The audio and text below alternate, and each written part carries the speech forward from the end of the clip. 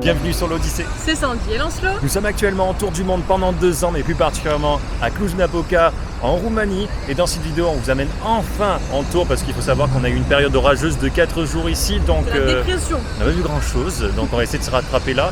Et on va aussi vous amener dans un autre pays. Et aussi dans ce vlog, comme vous avez vu dans le titre de la vidéo, on va vous dire nos astuces pour voyager pas cher, en tout cas avec un petit budget en Europe.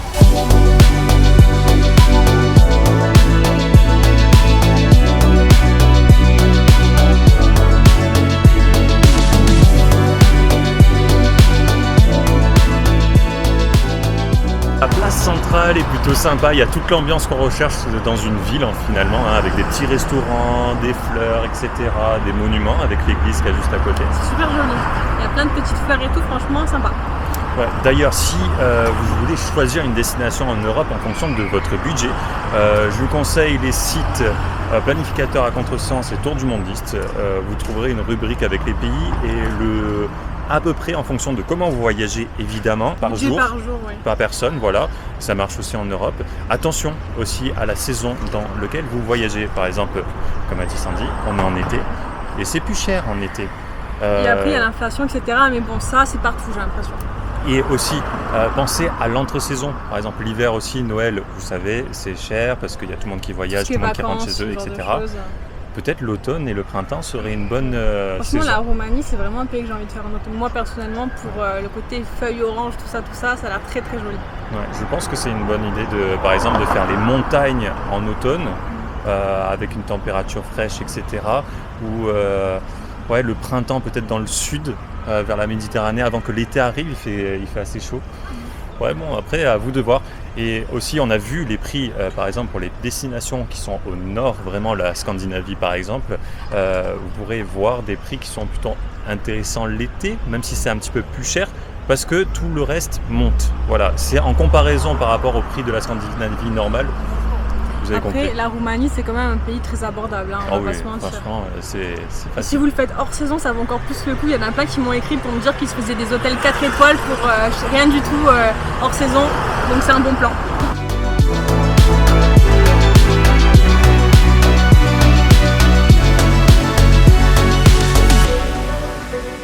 Bon, par rapport au transport, il y a 2 façons de voyager globalement. Il y a la façon terrestre et la façon aérienne. On va commencer par celle-ci. Globalement, ce qu'il faut savoir, c'est qu'il y a plusieurs sites, etc., qui vont vous aider. Et en plus de ça, ça peut même vous donner une idée de destination. Souvent, quand on va rechercher, on va dire « Ah, mais là, c'est pas cher, pourquoi pas passer des vacances là-bas ?» Et il y a plusieurs sites comme Kayak, Skyscanner, Google Flights. Nous, on utilise Google Flights. Et ce qu'on fait souvent, c'est par exemple, on va sur l'aéroport de départ, on inscrit. Et sur la destination finale, on met rien, on fait rechercher. Et là, souvent, vous aurez une carte avec tous les prix que vous avez choisis, etc. Et même des destinations que vous n'avez pas du tout pensé, mais vous êtes « Ah, en fait, j'avais pas pensé à ça, ça peut être super cool. » Attention au low cost. Il y a des dimensions bagages et des dimensions sac à dos. Vérifiez bien sur le site officiel de la compagnie, parce que d'une compagnie à l'autre, ça change. C'est ça. Si par exemple, vous partez dans le Grand Nord, dans les pays scandinaves en plein hiver, et que vous avez juste droit à un sac à dos, soit vous faites la façon multicouche sur vous. Bien que, n'oubliez pas que vous pouvez acheter aussi dans les pays dans lesquels vous voyagez, ça ne coûtera pas plus cher forcément. N'allez pas dans un pays froid sans doudoune de départ, quoi. Ouais. Mais aussi, il y a une autre façon de voyager où souvent vous n'êtes pas trop limité au niveau des bagages, surtout si vous avez le temps. C'est la voie terrestre, surtout si vous avez une nationalité européenne, c'est super facile de traverser les pays. Tout le long de l'Europe. C'est ça, on va voyager en bus et en train. Et d'ailleurs, plusieurs applications très importantes. Flixbus, là on va l'utiliser pour voyager toute l'Europe petit à petit. C'est Flixbus d'ailleurs, on a un cashback de 3% si vous passez par Igral. Nous on a quelques euros comme ça, c'est toujours sympa. Ouais, le principe de cashback vous connaissez certainement, c'est ça reverse un petit peu, ça fait des petites économies. D'ailleurs si vous voulez vous inscrire, vous n'êtes pas inscrit, c'est en barre d'infos. Ça je dis rien. Vous avez aussi le site Omio qui pourra regarder les prix des trains et les prix des bus pour voir ce que vous voulez, par où passer, le temps que ça met, etc. Ça sera toujours bien que je vous conseille de passer après par les sites officiels. Comme ça, ça sera moins cher, il y aura moins la commission dessus. Et si vous posez la question, mais je ne sais pas ce qu'il y a ou ce qu'il n'y a pas, un autre site, une autre application que je vous conseille, c'est Rome Tourio.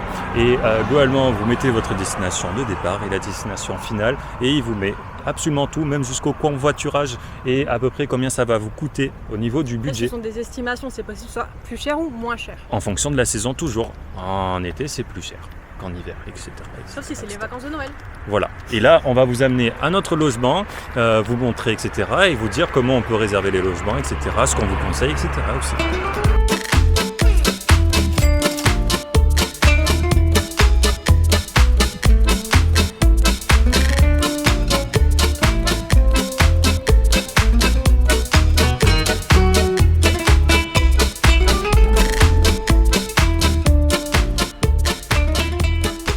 Voici notre logement qu'on a trouvé sur Airbnb, très sympa, même si son couloir, on dirait une prison.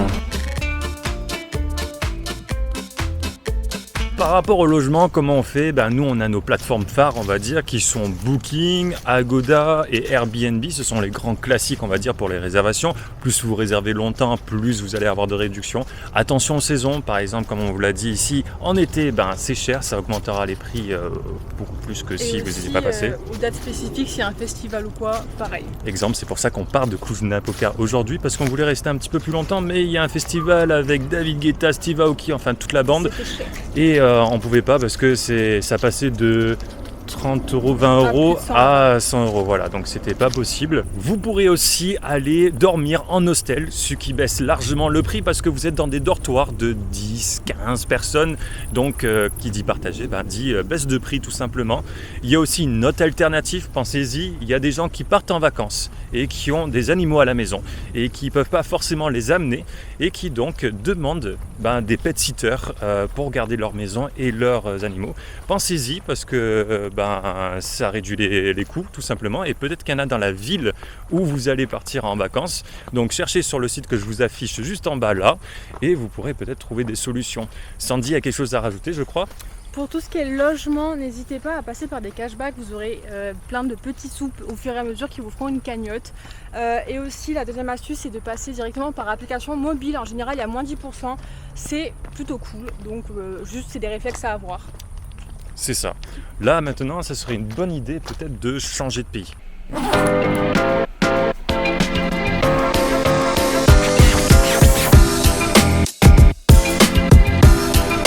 Toujours voyager léger.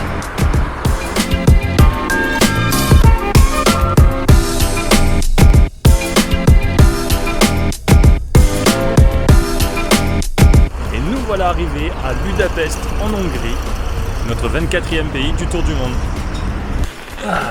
Ça y est, on a notre logement partagé avec salle de bain commune à côté de la gare de Budapest et franchement, c'est pas mal. Je vous montre ça. On est bien, il y a mon petit fauteuil de vieux là-bas. Ah non, c'est mon fauteuil, ça. D'accord, moi j'ai les chaises en plastique. Bon, par rapport à l'alimentation, comment ça se passe pour les petits budgets, pour les restaurants à petit prix ? Ça dépend de la destination que vous allez choisir en Europe. Par exemple, de Istanbul à Roumanie, à peu près, c'est le moins cher. Je pense que c'est autour des 3 euros.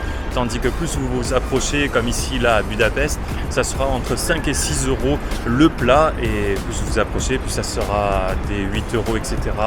Après ça dépend, en Espagne c'est pas cher aussi, au Portugal c'est pas cher. C'est partout en Europe, ça dépend des restaurants tout simplement. Ouais. D'ailleurs il y a des restaurants, les restaurants pas chers, c'est tout ce qui est fast food, aussi tout ce qui est asiatique, indien, chinois, tout ça. Donc en fonction de ce que vous choisissez, vous pourrez réduire le coût.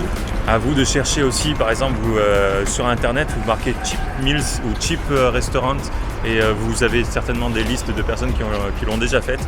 Même sur Google Maps, il y a marqué le prix approximatif d'un repas dans chaque restaurant en général. Voilà, après vous mangerez local aussi, c'est toujours le moins cher dans chaque pays. Et autre chose aussi, c'est les supermarchés, mais bon, c'est moins typique, c'est moins, vous participez moins à l'économie locale, mais si vous faites du bien à votre porte-monnaie aussi, il faut y penser. Bon, vous l'aurez compris, il y a quand même quelques astuces. Prenez une cuisine si jamais vous voulez vraiment réduire le budget. Sinon, il existe dans certaines villes d'Europe Too Good To Go, c'est des paniers à moindre frais. Et aussi pour éviter le gaspillage, c'est ça ? Pour éviter le gaspillage, exactement. Et aussi de regarder sur Groupon, il y a des restaurants des fois qui offrent des réductions, donc ça peut être intéressant. Voilà, il doit sûrement y en avoir d'autres, mettez-nous en commentaire pour qu'on sache nous aussi. Et pour aider les autres voyageurs. Exactement.